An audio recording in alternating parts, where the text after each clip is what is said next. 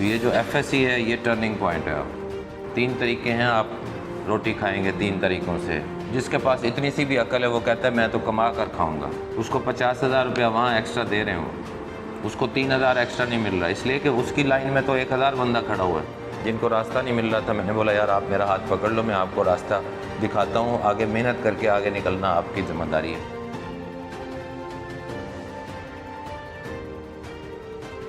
زندگی کا دو دور جو میں سمجھا ہوں, یا دو فیز اگر ہم نے زندگی کے حصے بنانے ہیں, تو ایک تو میٹرک تک کا دور کہہ لیں آپ, اور ایک ایف ایس سی کے بعد کا دور.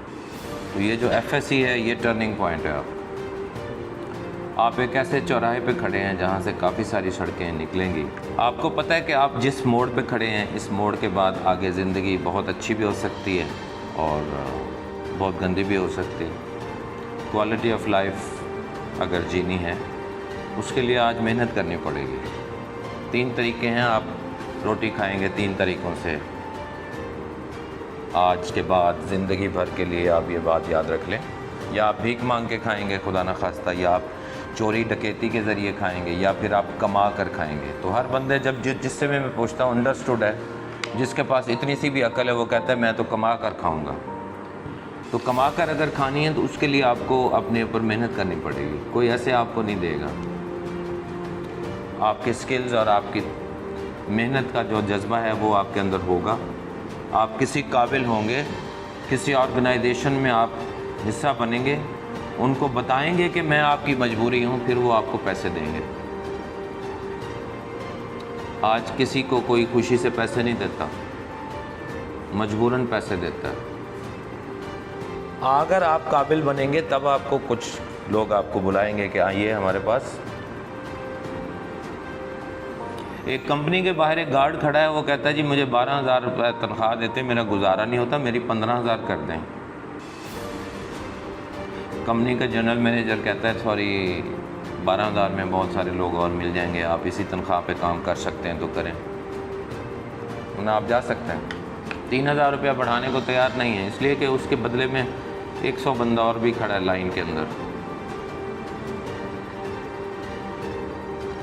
لیکن اسی کمپنی کا جنرل مینیجر اپنے سی ای او کو جا کے کہتا ہے مالک کو کہ 2 لاکھ روپے تنخواہ آپ دے رہے ہو, میرا گزارا نہیں ہے, 2.5 لاکھ روپے کرتے ہیں تو ٹھیک ہے, نہیں تو مجھے فلاں کمپنی سے آفر ہے, میں وہاں جا رہا ہوں. وہ کہتا ہے نہیں آپ رکیں پلیز, آپ رہیں, ہم آپ سیلری 2.5 لاکھ کر دیتے ہیں, آپ ہمارے پاس ہی کنٹینیو کریں.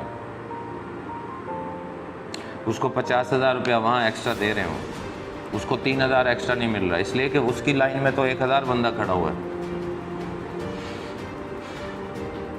اور جو جنرل مینیجر ہے وہ اکیلا ہی ہے بھائی, وہ مجبوری ہے کمپنی کی. مالک کو پتہ ہے کہ یہ مجھے مہینے کا 2 کروڑ بزنس لا کر دے گا, پروفٹ دے گا, میں اس کو 2.5 لاکھ روپے میں مہنگا نہیں ہے میرا یہ بندہ. تو یہیں سے پڑھ کے لوگ, پچھلے 30 سالوں کی میں سٹوری آپ کو سنا رہا ہوں جب سے میں نے پڑھانا شروع کیا. تو ابھی ماشاءاللہ کچھ بچے ایسے بھی نکلے ہیں آگے جن کو راستہ نہیں مل رہا تھا. میں نے بولا یار آپ میرا ہاتھ پکڑ لو, میں آپ کو راستہ دکھاتا ہوں, آگے محنت کر کے آگے نکلنا آپ کی ذمہ داری ہے. ٹیچر تو ساری زندگی ہاتھ پکڑ کے ساتھ نہیں چلے گا نا. اڈے پہ کھڑا ہے ایک بندہ بابا جی, اور کہتا ہے جی مجھے پتہ نہیں چل رہا کراچی کی گاڑی کون سی ہے.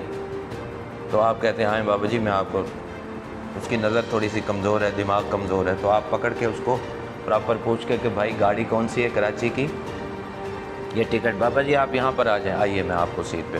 آپ نے تو اس کے لیے 10 منٹ سرو کیے نا, لیکن سارا سفر آپ ساتھ نہیں گئے. زندگی کا سفر بھی ایسے ہی ہے. آپ کراچی تک چھوڑنے نہیں گئے اس کو, لیکن وہ کراچی جانے تک آپ کو دعا ضرور دیتا جائے گا کہ نہیں وہ بچہ ایک ملا تھا, ایک بندہ مجھے ملا تھا جس نے میرے کو صحیح گائیڈ کیا. تو ٹیچر جو ہے وہ ساری زندگی آپ کے ساتھ ہم نہیں چلنے والے ہیں.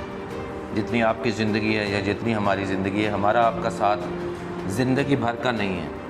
لیکن جب تک آپ زندہ ہیں, منزل مقصود پہ پہنچتے ہیں, اگر آپ جو آپ نے سوچا اپنے بارے میں فیوچر کے لیے, وہ اگر آپ پہنچ گئے تو آپ ٹیچرز جنہوں نے صحیح سے آپ کو گائیڈ کیا ان کے لیے دعا کرنی ہی چاہیے. ہم تو کر رہے ہیں, آج تک کر رہے ہیں اور کرتے رہیں گے جب تک زندہ ہیں, اپنے ان ٹیچرز کے لیے جنہوں نے ہمیں سکھایا. جنہوں نے انگلی پکڑ کے چلنا سکھایا. ایون ماں باپ سے بڑھ کے کون سا رشتہ ہے. لیکن ماں باپ بھی زندگی میں کبھی بھی آپ نے دیکھا ہوگا کہ ایک بچے کو انگلی پکڑ کے چلنا سکھایا اور وہ بچے کو ہمیشہ ہی انگلی پکڑ کے پکڑ کے چل رہے ہیں, ادروائز تو وہ معذور ہو جائے گا. کبھی کبھی انگلی چھوڑنی پڑتی ہے شروع میں, بچہ گرتا ہے, پھر ماما یا بابا کہتے ہیں کوئی بات نہیں جمپ لگایا تھا آپ. بچہ کہتا ہے اچھا, وہ رونے لگتا ہے تو کہتا ہے نہیں ہاں جمپ لگایا تھا. گر جاتے ہیں شروع میں, آپ گرو گے, آپ بھی گرو گے, گرنا چاہیے. گرو کا مطلب یہ ہے کہ غلط کرو گے, کوشچن غلط ہو جائیں گے, نمبر کٹ جائیں گے. سوال یہ ہے کہ کیا آپ نے سیکھا. پچھلی دفعہ میں یہاں گرا تھا, یہاں کھڈا ہے, یہاں بریکر ہے, موٹر سائیکل پہ میں جا رہا تھا, وہاں سے میں گر گیا تھا, کیا اگلی دفعہ بھی میں دوبارہ گروں گا یا میں سنبھل جاؤں گا. اصل بات یہ ہے کہ عقل مند لوگ وہ ہیں جو غلطیوں سے سیکھتے ہیں. آپ کو پتہ ہے سب سے زیادہ عقل مند کون ہے؟ جو دوسروں کی غلطیوں سے سیکھتے ہیں.